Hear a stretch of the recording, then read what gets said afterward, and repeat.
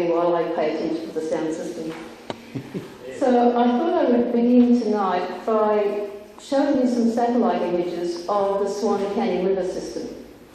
Now, the area around this river system is probably now more populated than it has ever been before. And the river and its banks have gone through various changes. Elizabeth Quay being one of the more recent ones. And the pace of change really picked up after colonisation began in 1829. But I'm going to really be focusing on the period when Maylands acquired its name and its identity. But before that, before I leave this lovely picture of the river bars, it's important to think of where we are on the river. We're in the skinny bit, upstream of the Burswood Peninsula. We're heading downstream from us, the river widens out to Perth Water and then even to a wider expanse.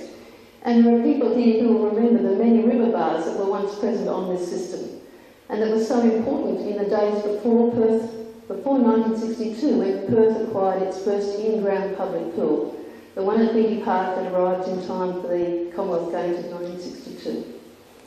So until then, the river bars were the really important places for swimming in competition. Yep, next slide. Colonisation represented a huge break with the past. The tens of thousands of years of knowledge of the river were being disregarded a bit in favour of newer ideas and traditions that people brought with them from Britain. And Britain had just really become the centre of innovation. The idea of the seaside holiday came from Britain and its seaside resorts. And that's why all the British colonies had so many Scarboroughs and Brightons and Margates and Ramsgates, because they're all trying to cash in on that sort of popularity. But the British seaside holiday had things like pleasure piers. It had a lot of pleasure about being beside the sea. Being in the sea wasn't quite so much a part of that vision. And people weren't bathing in pools or in the open water. They were bathing from bathing machines, like a dressing box on wheels. You got into it in dry land fully closed, you changed in the way, a horse dragged your dressing box into the sea, then you, in your whatever costume you chose to swim in, you got out, you dumped yourself in, you splashed around in the water, not very deep, because you probably couldn't swim, and the horse wouldn't want to go too deep anyway. And then when you had enough, you went back up the steps, back into the little shed, the horse dragged you back out onto the beach, and you emerged fully clad and fully respectable. This didn't catch on in a lot of places. By the 19th century in the United States and in France, they had the idea it would be perfectly okay for men, women and children to all be in the water and at the beach together, provided they all wore bathing costumes. But the English people were quite scandalised when they encountered these practices on their overseas holidays. So the British idea of respectability Excuse me, Marie-Louise, this sound doesn't seem quite right. It's just a bit too loud. I think a bit close, too close. Okay, I moved further away. Yes. Yeah. Better? Better? Okay. We're experimenting. Okay, put over here. Yeah. Okay, so to be respectful, you had to be fully clothed, and preferably men and women. Keep going back. Okay, men and women had to be separated in space or in time. And there were very few swimmers, but there were growing numbers of mostly indoor public pools. And in Britain, they started off as following fever epidemics. They were a way of trying to improve the hygiene of the pool. Except that very simply, they became places of recreation and places of sport. And everyone liked these new indoor pools. But they were mostly for men. Women had access to very few of these pools. So there were few swimmers, and there were very few female swimmers, but there were some professional swimmers. Now, the one you've probably heard of most would be Captain Matthew Webb, who swam the English Channel in 1875, using the stroke that was thought of as the swimming stroke of the time. He breaststroked the English Channel. So swimming was not swimming as we knew it. There was breaststroke, there was side stroke, there were a few other things.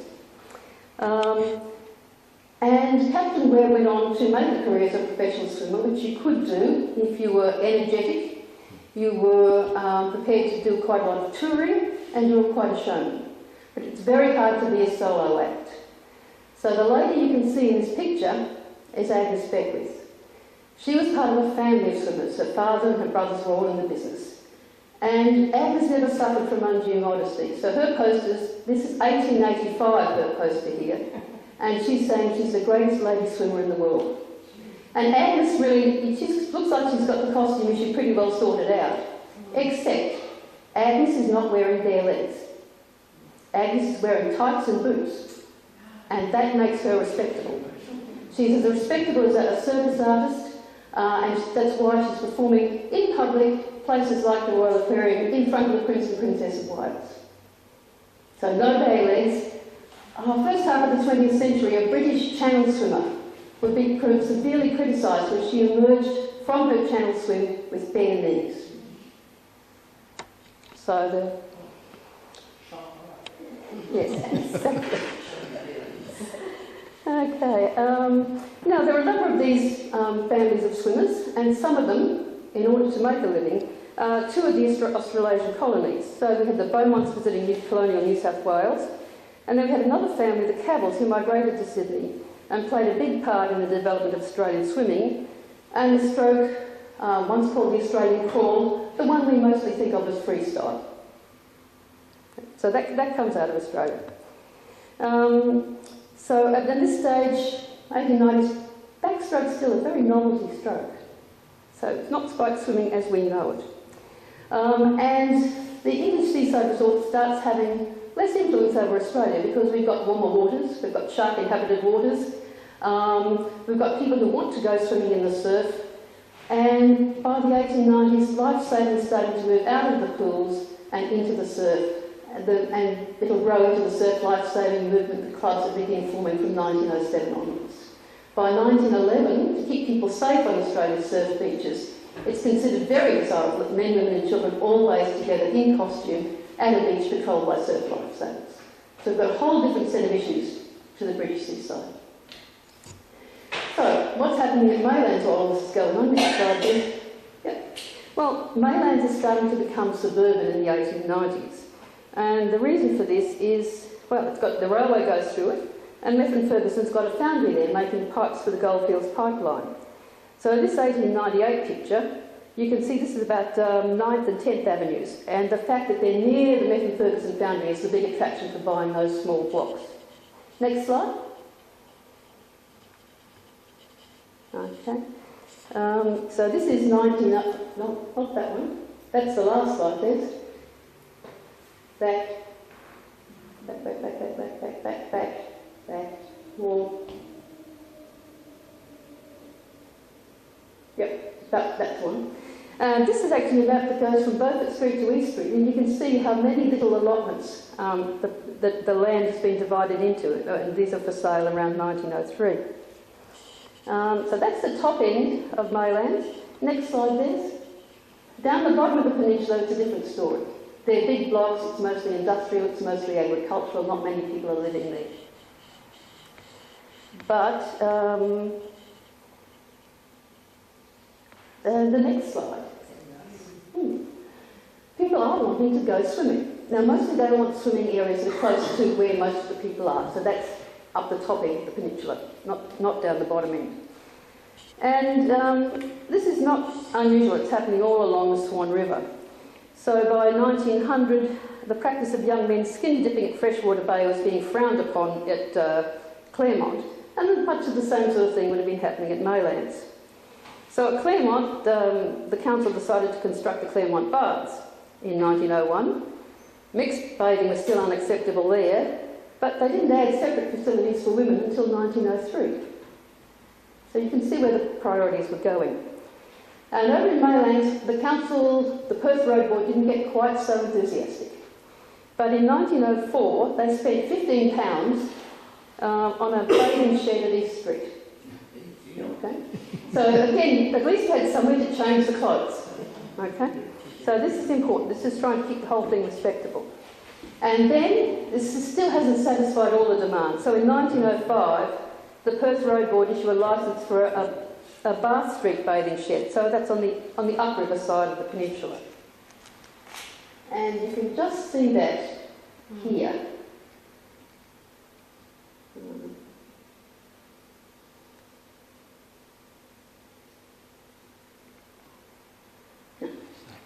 Yeah, see that? That's the Bath Street paving shed. Bath Street. Yeah, so this is the river here. That's Bath Street. This big block, this is all the Hardy block. This is where Tranby House is, and Tranby on Swan House. This is the bottom bit. And this part down here is local sort of picnic reserve.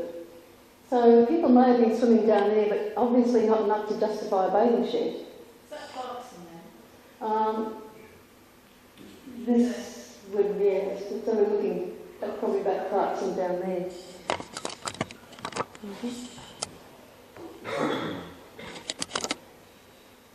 But next slide, please. Yes.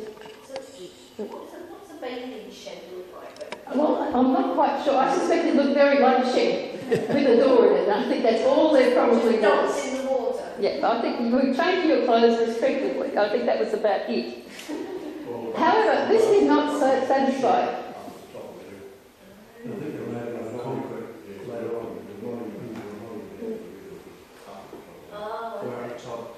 However, the ambitions of Maylands for improvements were not satisfied. By 1907, we have a Maylands Jetty Association forming, and its purpose is to lobby the Perth Roads Board to create a jetty at East Street. And so this is, so they lobby successfully. It goes off to the Harbours and Rivers branch of the Public Works Department for get the plans approved. And in a very short space of time, like by 1911, they actually get the jetty built. And the state government and the road board provide some funds for that. Now, that jetty looks a bit different to the present day East Street jetty. So this is probably a 1917, 1920 photo. I think, Frank, you reckon it's in the 20s, this image. Yeah, no, I can't tell you exactly, but Yeah. So it's a lot longer. It has to be a lot longer because the jetty exists to take you from deep water to dry land. And at this stage, the river hasn't been dredged, so it takes you a lot longer to get out to the deep water. So it's a much longer jetty than we've got today. And that jetty is very important. But the next slide. So this is 1912, so it's the year after the jetty is built. And we have this heroic young man. He's 13 years old, and James Ross of Maylands. And he saves another boy, aged 10, from drowning in the Swan River at Maylands. Now, we're not sure what bit of the Swan River at Maylands, but he was swimming and some other boys were bathing nearby. And one of them got into trouble in about 10 feet of water. That's not all that deep. It would have been deeper than a 10-year-old boy could put his feet down and stand up in. So he's in strife because he really can't swim. But Ross can, so he sees that this boy getting into trouble, and he swam to the spot and seized him, it says in the paper. Both of them sank, but Ross brought him to the surface again and drew him towards the bank where both were helped ashore. The 10-year-old boy was unconscious. Presumably he revived, and I don't know what on earth they might have done to help him revive. But this was considered a sufficiently heroic action that James Ross, the next year, is awarded a Royal Humane Society medal by the Governor at the Royal Show at the Claremont Showgrounds. So this is quite a significant achievement. But next slide. Not everyone was so lucky. From our point of view, the interesting thing about this 1913 drowning story is that Constable Ullman was searching the riverbank at Maylands, at the Maylands bathing shed. Now, whether he was doing this to look for a particular person who's gone missing, or whether he just headed to patrol around the Maylands bathing shed anyway, isn't sure. But he found a body and a man lying in 3 feet of water, not apparently dressed for bathing or swimming, because he's wearing all of his clothing except for his hat. They had a coroner's inquest and they decide that the death is due to drowning, but they can't say anything more about it. It's a sadder story than you might think. The man had been virtually blind for 4 years. He'd been working at the Institute for the Blind. He just lost his job. He wasn't getting on well with his wife. It may well have been a suicide. We can't say. But he managed to drown in 3 feet of water, fully clothed. Next slide, please. So, we have a jetty, and we've got some people who can swim. So we've got all the ingredients for a swimming club. You don't need a pool to have a swimming club at this stage. And so we have this club, it's based at the East Street Jetty. And in 1913, they were holding their second points race. They had 13 entrants. And in 1914, they had 4 Maylands swimmers in the 1914 swim through Bayswater. And they weren't particularly worried either by the lack of the pool or by the quality of the river water, because there are already considerable complaints about the quality of the water in the Swan River. There's an article in the Sunday Times of 1930 saying the Swan is practically a stagnant pool from the causeway to up past Maylands, and this is due to the Claysbrook drum. So it's not clean, clear, pristine water that these people are swimming in. Next slide. But this group is patriotic and they're socially concerned and they're well organised. In the 1915 swim through Maylands, so this is a swim along the river, half of the proceeds go to the War and Unemployment Distress Relief Fund. Now, what they're doing is they're swimming a 2 miles, 220-yard course. They go from the East Street jetty, downstream to a post in the river, back upstream, opposite the caretaker's house at the Belmont Racecourse, and then back to the jetty. There are 20 competitors in this race, but the jetty is full of people who've come to watch them. Because from the jetty you can see almost all the action of that race, so it's a great place to be watching. And the banks are pretty full of people too. Their 1915 Easter Monday Carnival, they've got 3 swimming events: the 10 yards open handicap, 75 yards open handicap, a 50 yards ladies handicap, and a canoe race. So they're a fairly broad-minded sort of swimming club. And again, the proceeds go to the War and Unemployment Distress Relief Fund. Next one. But this is 1915, so there's a war on, so people have other priorities. And the bathing shed starts to fall into disrepair. And apparently by 1918 it's actually disappeared. And the local policeman is complaining about frequent commission of public nuisance on the foreshore. Now exactly what that means is hard to be sure about, but they tried to solve this by re-erecting the shed in 1918 and adding toilets some months later. So that might help to eliminate some public nuisances. Yeah. Okay, so moving along, next slide please. 1923, we're still going there, having another swim through Maylands to Burswood and back, 2.5 miles. And there's a bit of a name change happening too. It's now the Maylands Life-Saving Amateur Swimming Club, and they're holding their usual points races at the jetty yesterday morning. And they're doing a mile freestyle, so they're doing quite good distances, and 100 yards breaststroke. Okay. So that club looks like it's doing quite well. Next slide. But not all of the action is happening on the downriver side of the peninsula. On the upriver side, near that, remember the 1905 Bath Street bathing shed, which you can think of as being at the end of Caledonian Avenue. It's in Bath Street. Yes, but they call it the Caledonian Bathing Pool. Oh, did they?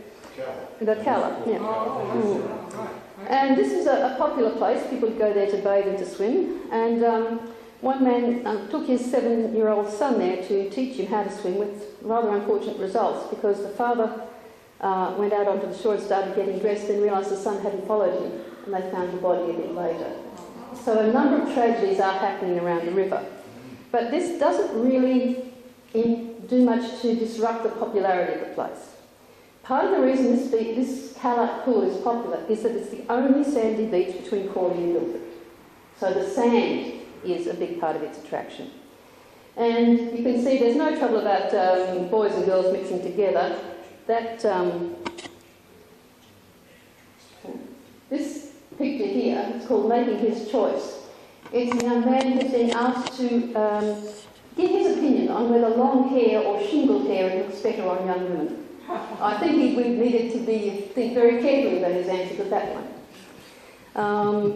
And you can also see, which we wouldn't think of now, but in 1929 they're thinking of Maylands as a river resort. A delightful stretch of sand, and frequently between 200 and 300 persons bathe from the beach on a Sunday afternoon. The paper concluded that the need for better bathing facilities should be evident to all thoughtful persons. So 200, 300 people. So just to clarify, is this? This is the Bath Street. Actually at Bath Street. Yes. Yes. Is at Bath. Okay. So the river must have changed course. Yeah. Because get it was 200 people down the beach. No, but in the 50s there was sand on the Ascot Belmont side. So maybe in the 30s there was sand on this side. The river must have changed its course. Okay, so next slide please, Jess. Anyway, and things do start improving at this Calipool shed and swimming club. So we have the DeLacy family getting involved in erecting a temporary Hessian bath shed, and they've got timber donated from local residents, so there's a lot of support for improving the facilities. The Progress Association have raised funds and they've negotiated with the Perth Road Board, and this new bathing shed is being opened as part of the Maylands celebration of the centenary of colonisation. So the 1929 centenary celebrations, we get a bathing shed. Well, some other things happened, but this was one of the important things. So the Delacys go back to them. Yeah. And they're having a new. So the old swimming club has obviously ceased to exist. They're forming a new Maylands Amateur Swimming Club, and they're going to swim in black and white colours. As for the previous clubs, there's this sense of continuity. But that's also, I mean, there's a football team called the Magpies, and I think black and white might have been regarded as the district colours anyway.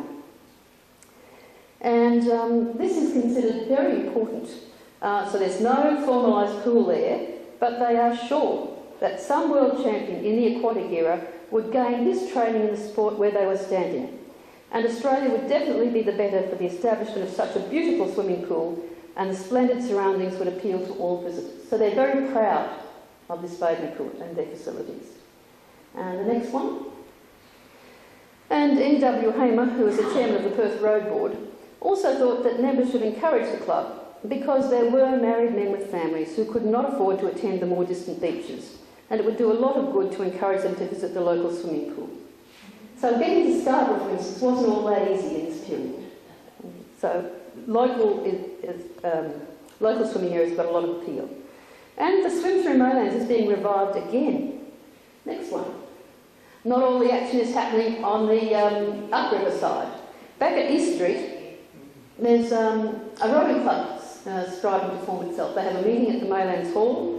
They decide to form the Maylands Aquatic Club, a rowing club to be known as the Maylands Aquatic Club, and they propose to erect a building near the East Street jetty and to incorporate the newly founded Swan Swimming Club.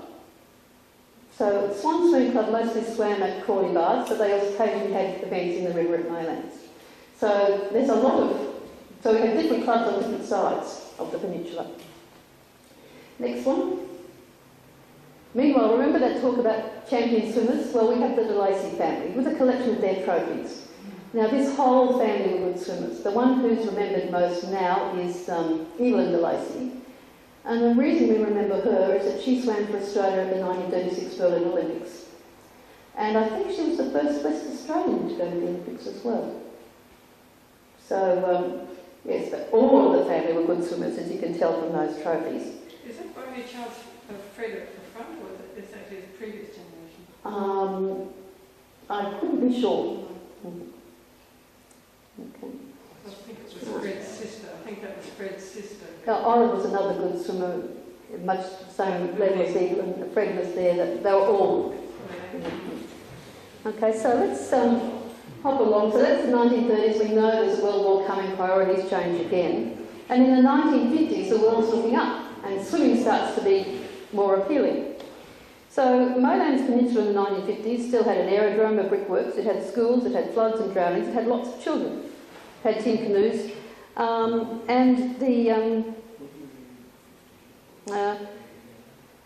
They've got a swimming club, and you can see this picture of the children outside the clubhouse. They have a clubhouse big enough that people happily celebrate their 21st birthdays in the clubhouse.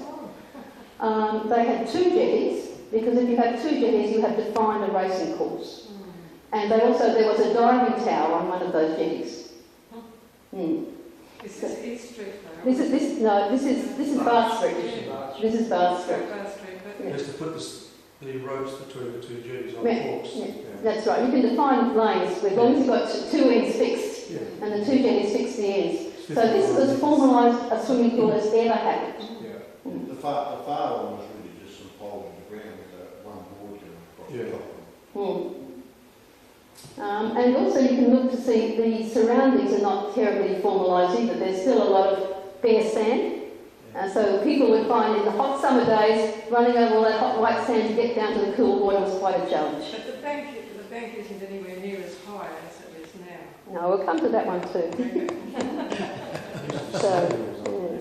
Okay. Yeah, but there's a bit of a steep sand hill going down. Yeah. So next slide, please, Ed. And the swim through Maylands is being revived yet again in the 1950s. And you can see that, look at the size and the shape and the age of the people who are doing the swim through Maylands. They're a completely different set to the school children in the swimming club. So these are older and stronger people. And it's all looking very positive in the 1950s, but that's the peak. The glory days of river baths were about to end, not just here, but all around Australia.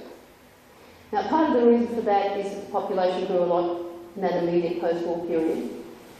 A lot of effort went into looking at improving water supplies, so drinking water improved, access to town water improved. Less effort went into improving the treatment of sewage. So rivers and coastal waters tended to become a lot more polluted than they had been. And so you get, along the New South Wales coast, people are preferring to construct pools away from the polluted coastal waters. On the Murray-Darling system, again, the river is so polluted that people can't clean it up, so they address this problem by creating a pool where you can ensure that it's filled with clean water. It's hygienic, it's chlorinated, it's filtered, and for the people who are used to the river baths, it could also be warmer, and you didn't have to contend with the brown jellyfish. So those newer pools, in-ground and indoor pools, came to seem a lot more modern. Next slide. So that's it. In Perth, the Benny Pool Park really is the benchmark. And even the DeLacy's move away from the river. They start teaching their swimming school from the heated in-ground pool in the backyard of their house. Still there. Yeah. So, but then that's quite a significant milestone. I didn't know it was heated. Well, I've been told it was. Very late stages, though. That's probably true too. Because to start with, people didn't have such big expectations of comfort. But those expectations rose and kept rising. And councils were creating in-ground chlorinated pools and aquatic centres. And again, the way the rise of the cars, parents and children related differently. Children are now being transported in cars rather than taking themselves to the baths by foot or on bicycles. So it's a whole different scene.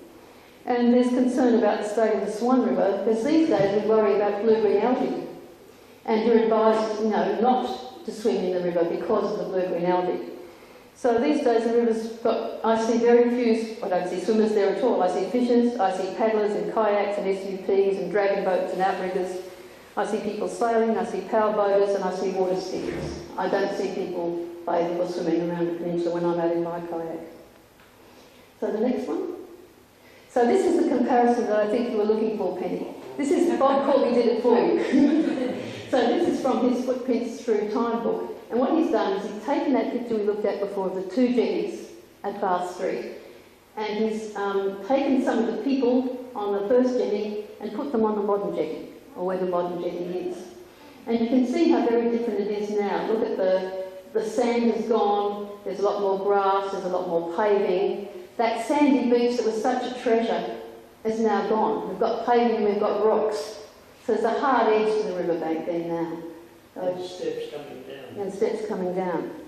Well, that's eroded through there quite considerably, because there, if you look at Burhart's block, right, it actually sticks out where they've protected the river, right, and that's where the original course of the river was, much further out, probably about 15 or 20 metres further out. Because to call it a beach, there must have been some sand at the bottom. Oh, there was a lot of sand. We have pictures of sand, It yeah. was all sand. Oh, The whole thing between the two jetties We know, was like a beach. we know firsthand. Yeah. right, well, that's what I was like. It has been washed away. Yeah, you can see I sand. swam in the 50s. So now we've got no sandy beach, we've got no clubhouse, we've got no club, we've got a toilet block and a car park and a playground, and a new jetty. So next slide. So at the moment, if you go to look at Bath Street, you won't dream that any of this other activity ever existed there, nor would you imagine there'd been a swimming club operating off the East Street jetty. So how do you go about memorialising river baths? Well, at Claremont, their baths became inadequate for aquatic events, and storm damage in 1971 led to their demolition. So the council installed a plaque to mark the site on the foreshore in 1979. So it only takes them 8 years to decide to commemorate those baths. And they said, well, these were a centre where generations of children had learned to swim. They were a major venue for contesting national, state and school swimming titles. And they're also a social meeting place for young people on weekends who mostly rode there and left their bikes at the bottom of the road. So that's how Claremont felt about its baths. Now, the Crawley baths, which of course were the peak competition site, are even more thoroughly memorialised. You're probably familiar with the statue of Eliza that sits in the river at the side of the Crawley baths. It's the one that they like to dress up. So Eliza gets quite a varied wardrobe. There's also this big stone block on the foreshore, and it's carved on the top, and it's got illustrations of the baths on the side. So it's quite an elaborate memorial. So at Bath Street Reserve and Jetty, well, there's no acknowledgement of any previous significance for swimmers. But one of the questions is, if you were putting a plaque, where would you put it? Would you put it on the path down to the jetty? Would you put it on the jetty? Would you put it on the toilet block? Next slide. So this whole question of how do we go about memorialising things like swimming pools that no longer exist? Well, there are some clues. Let's look at some of the memorials we have got. The Lacey Park is a good one to think with. It's a very appropriate memorial. It occupies a site once known as Cow Dung Swamp. And it's important because this is where Evelyn de Lacey and her siblings say they learned to swim. Because the hollows would fill up with water in the winter, and they said they learned to swim there, not in the river. So it's very appropriate that Cow Dung Swamp has transformed itself into de Lacey Park. But again, it's not too much about the de Lacey's at de Lacey Park. No, there's no information and the name's spelled wrongly. So let's have a look at the other one. We've got Maylands Aerodrome Park, commemorating the aerodrome that no longer exists. And we've got a series of plaques and an open space there. But perhaps it's fairly easily overlooked too. A lot of people don't know it's there, which is interesting. I suppose it's not. You don't drive through past it. No. You have to know it's there and go there. It's bigger, it's formalised, it's plaqued, but it can can be overlooked too. Now, the last picture on that here. This is one I cycled past at Banks Reserve at Mount Morley. And I really like this because it commemorates a popular, but perhaps not entirely healthy swimming place. It was called the Mucks. Every child knew it as the Mucks. That's where we all learned to swim. The sewage was dumped here, and the wire netting was supposed to stop it getting into the mainstream of the river. I suppose it did have some effect, but that's how it got its name, the Mucks. So I rather like that one because it looks at some of the dark side. It wasn't all pleasant, it certainly wasn't all clean, but they had happy memories of learning to swim in these fairly unpleasant waters. But again, is a memorial necessarily something you put into a landscape? Could it be something else? Next slide, please. Have you seen the one just near there? That was where I used to go to the scouts when they form out all your scouts.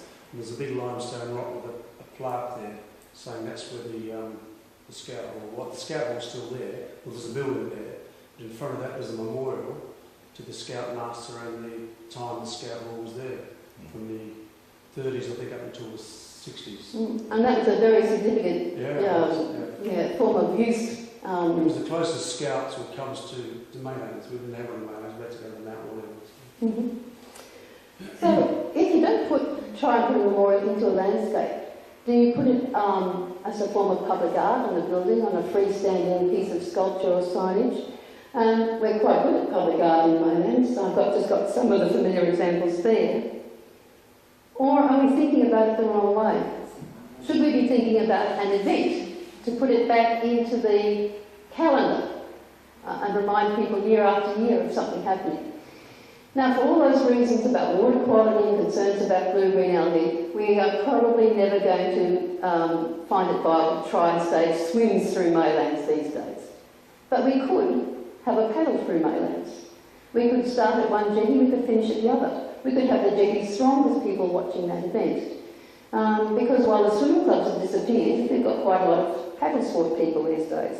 We've got the dragon boaters and the kayakers and stand-up paddlers, and we've also got sailors. So we could think about having some sort of event. Perhaps a wise idea to keep the power boats separate. Although power boats and kayaks do share the average ascent, but if we're only going a short distance between the jetties, I think having separate events or a power boat free one might be the good idea. I think the sailors do a special race, don't they? Through Shulskins, what used to be Shulskins, so they could go a bit further. But if you're thinking about honouring the swimming people, then the two jetties become the really anchor points of your story, I think, more than they did for the sailors. But as I said, we could certainly tap into the expertise that they got in running that sort of event, which could be really good. So next slide, which is the last. So there we are. Whatever we do, if the history of the bathing and swimming practices that once existed at Maylands is worth commemorating or memorialising in some way, then we need to think about doing it in some way that enables people, encourages them to look from and at the river, I think.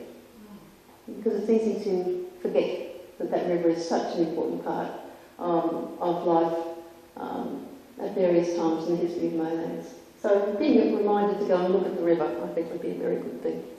So that's where I'm stopping. Are there any questions that anyone, or comments that anyone would like to pass? Has there been any formal move to put some sort of memorials of bathing to the Cala bathing area? Or Not yet. I have to say, the toilet block there almost looks like it deserves to have a mural or at least some interesting graffiti on those dark walls. Yes. But no, it would be up to us to come up with some suggestion or idea. Mr. De Lacy told me that after the Second World War, they put him on Nissan Hut first. He got funding to get with him, and I can't think of Mrs. De Lacy's name. He was free. Winner. The first thing was it was post Second World War, I think, that they got the Nissan Hut. What else was I going to say about that? And I think the jetty was recycled materials too. Was it? No, there was something else that you... Yes, it wasn't. Yeah, I can't think, but anyway, that was something to remember. The other thing I was going to say is that 1930, you know, when they said the family people couldn't afford to go, it's interesting to me because my mother lived in Bayswater and my father lived in Maylands actually, but my mother's family would do a whole day visit to Cottesloe and they caught the train carrying their lunch in a package. They'd carry sandwiches, they'd carry everything they needed for the day, and they'd go down to Cottesloe on the train, and then when the sea breeze came in, they'd go across and swim on the Mosman Park side in the river, and then at the end of the day, because the summer day is a long day, they would all troop back to, at that point it was 1 of 5 different houses in Bayswater. They were a pretty poor family, very poor. So the train trip can't be too expensive, but I was thinking that those family people, in the Depression, it might have still been too much to take a family to Cottesloe. Yeah, feeding them would be quite enough of a problem. I don't think they were heading, I don't think you could go to places like Scarborough until people had cars. No. But they definitely went back and forward along the Midland line. And it struck me as quite interesting, you know, she had very clear memories of... That's right, the need to get to the beach can be very compelling. Yeah, and I guess Nana probably was quite glad to just send them all off. They would be teenagers to late primary school. I think they would do these family outings. Technically, can you swim in the river now? You could. You'd probably advise against it at various times. They issue warnings about blue green algae on a regular basis. Well, in the 50s, That's in the right. 50s, Just sit there and And you'll see why not to. It's like chasing some young guys, you can see them. somebody here would know when school swimming It's amazing. classes finished in the river. Right, But in 1953, I think it was, we came back to Australia for a few months and we were living in Bassendean, and there were swimming classes in Bassendean. And I would imagine there were swimming classes all the way down. I think also a lot of people from Maylands were taken to the crawling baths for swimming sessions. Well, I don't think the Christmas swimming classes were employed. Yeah, sorry?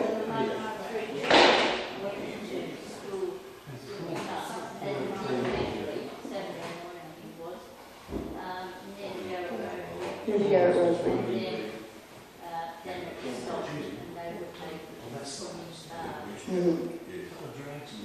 People here remember, do you remember when the swimming classes, the school swimming classes stopped in the river? Remember everybody used to go to swimming classes in the river? Well, I know I went to swimming classes in the Court, they used to take 50s.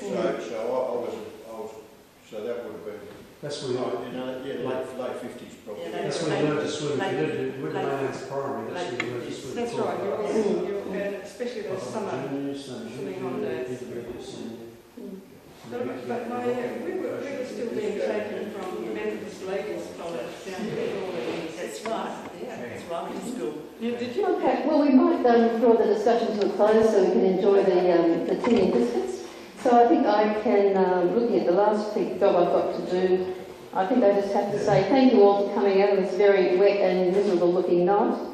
And thank you for taking part and contributing so much to the discussion of the river baths, because they really are this easy to overlook part of our history. So I think it'd be nice to find some ways to